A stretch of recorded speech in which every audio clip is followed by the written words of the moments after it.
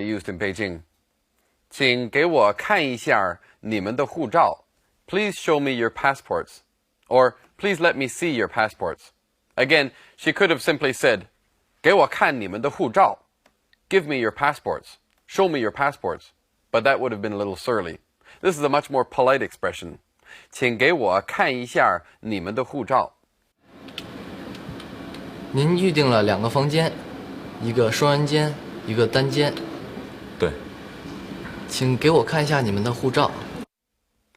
They have 2 rooms on the same floor, but both rooms face west. 朝西 is to face west. Xue Mei prefers a room that faces south. 我喜欢朝南的房间. I like rooms that face south. 能不能把双人间换成朝南的房间? Would it be possible to exchange the double room for a room that faces south? 能不能 means would it be possible? 2间房，一个是1183，一个是1179。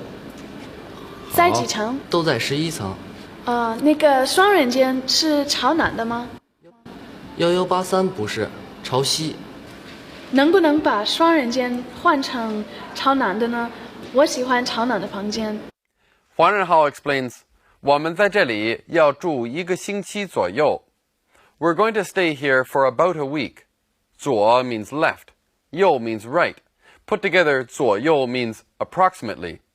It might not matter for a day or two, but since they'll be here a week or even more, it would be nice to have their preference. Their clerk does find them a south-facing room, but on a different floor. That's okay. Then they're told that 餐厅在2层, 1层的左边有一个咖啡厅. The restaurant is on the second floor. The coffee shop is on the first floor and to the left. 对，我们在这里要住1个星期左右，请帮我们换一下。我查一查有没有空房间。还有1间，不过不是在11层。没关系，在几层？9层918房。我就要918房间。餐厅在2层，1层的左边有一个咖啡厅，他们会帮你们把行李拿到房间。好，谢谢。中国不收小费. There's no tipping in China. 小费 is a tip. Okay, let's watch this part again. 这是您的房间。谢谢你。谢谢，我们不收小费。哦，再见。再见。哎呀，我忘了，中国不收小费。走，我们去小杰的房间看看。走吧。Let's take a bit of a break and talk a little bit about hotels. There are several different words for hotel in Chinese. 饭店 is the most common term, but sometimes this word is also used for restaurants. 宾馆 guest house is also common, as is 大酒楼 or 大酒店. Note that although they use the word 酒 wine, these shouldn't be translated as great wine building. This is just one of those terms that's been passed down and probably changed meanings over time. 饭店 and 大酒店 are usually large, fancy hotels. 宾馆 could be large or small, it's hard to tell.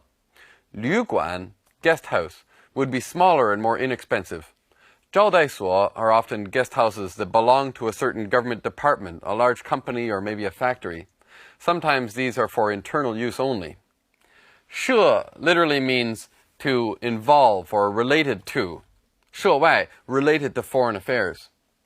Now, most tourist hotels take both Chinese and foreign nationals nowadays, but sometimes the cheapest, lowest quality accommodations do not have a license that permits them to take foreign tourists. As for tipping, this is sometimes accepted in China, but much more rarely than in the West. Taxis, for example, do not expect a tip. Nor do you leave a tip in a restaurant.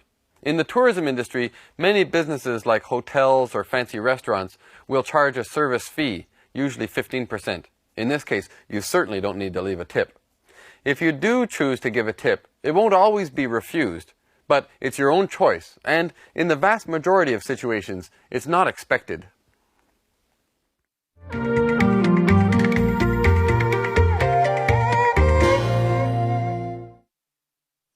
Let's take a closer look now at some of the language points that we came across when we were watching the dialogue.